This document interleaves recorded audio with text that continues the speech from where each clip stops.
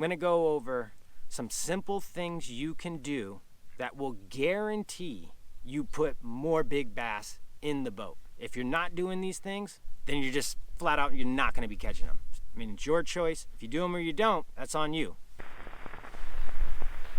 The best way to guarantee yourself to get more big bass in the boat is by making sure you do not get bit on the very first cast of the day. I can't prove it, but I know without a shadow of a doubt that if I make a cast and it's the first cast of the day and I get bit, regardless of the size of the fish, I'm not catching another fish the rest of the day. So I guarantee that doesn't happen by doing just a short little cast. Now it's got to count as a cast. It can't just be a little pitch. It's got to be a cast, but a short cast into an area that I have a 99.99999% positive that there's not going to be a fish there that's going to bite that lure. So I cast and bring it in, and then I'm good for the rest of the day. I know I just increased my chance of catching more big bass. Another one is if you're not wetting the net before you got out on the water, day's a wrap, dude. Might as well just pack it up.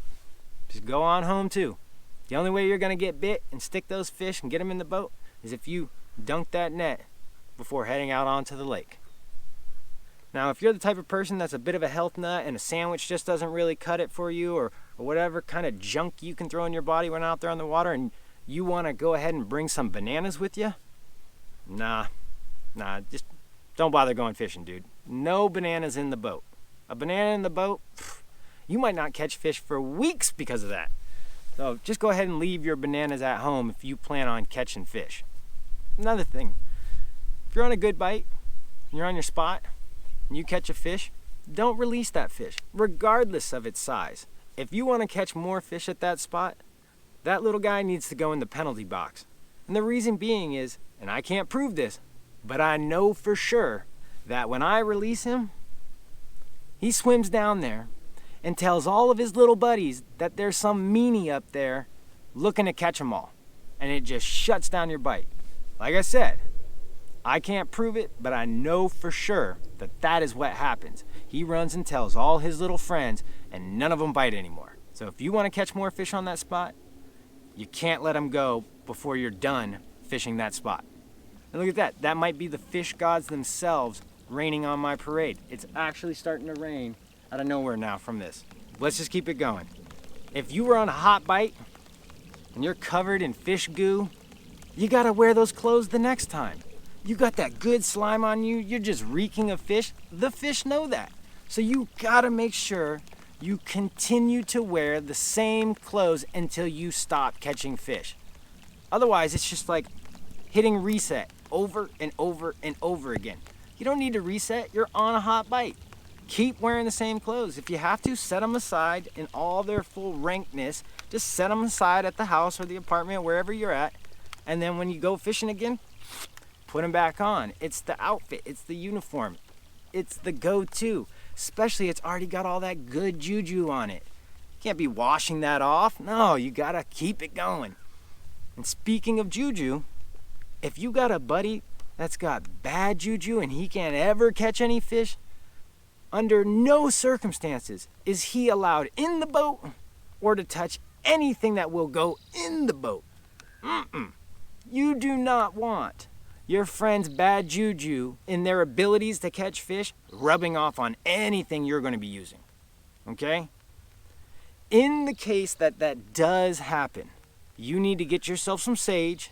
You need to get yourself that little abalone shell, all that good stuff, and you need to sage that stuff because you need to get that bad juju off of your boat, out of your storage lockers, off of your baits, whatever it takes. You need to get that bad juju off of it. First thing is, just don't let it get there if you can. Just everything you need to do to prevent that.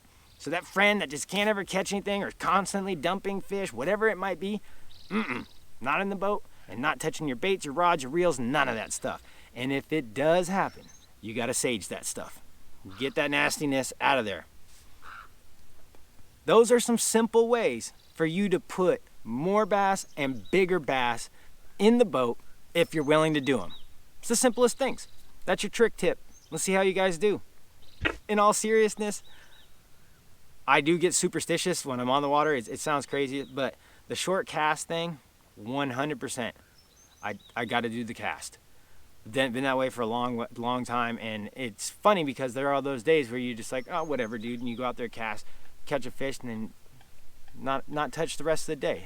It's nuts. These are all just subjective opinions. There's no real science behind any of this stuff, but that's how our cultures and have moved forward through time forever, is like through superstition, and there's some rationale behind it, but it doesn't mean it's real. It's good to have fun with it, and I still do actually practice certain things in it, like the cast, and also I try and pay attention to not releasing fish that are not of the quality I'm looking for before I'm done fishing the spot, because I do believe there's, whether it's pheromones or something that happens, a vibration that these fish put off in the water, I do actually think that that does lead to you shutting down your own bite.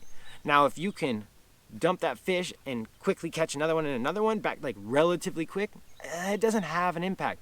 But if you're going to be sitting there milling around for another 20 minutes before your next bite, that fish has had time, in my opinion, that fish has had time to go and mingle around and throw his little stank of being freaked out or whatever, and those other fish go, ooh, bro, what happened? Like, what happened?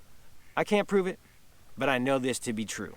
Now, when it comes to any other stuff like the wetting the net, I don't take part in any of that. I know there's some like things that guys do with live wells and your friend with the bad juju on them or whatever. I don't get into any of that. But the sage thing, maybe you want to try it. To each their own, whatever your belief system, whatever gives you the confidence. It's quite fascinating. When it comes to the unwashed clothes, I might say I'm guilty from time to time.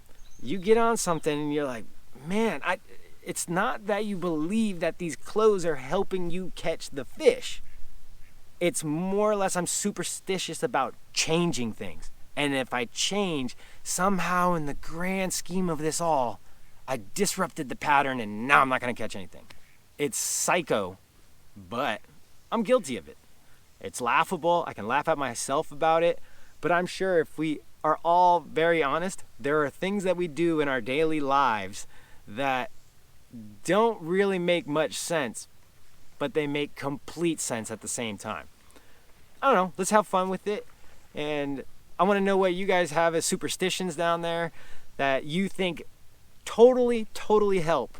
You can't prove it, but you know that they help. Let me know in the comments. Hit that little bell notification if you want to be notified. As always, we appreciate the support. You can slide on over to our website, sign up for our email newsletter. That way you'll be notified of bait drops and other Working Class Zero products when they drop. Until next time, I hope you had fun with this.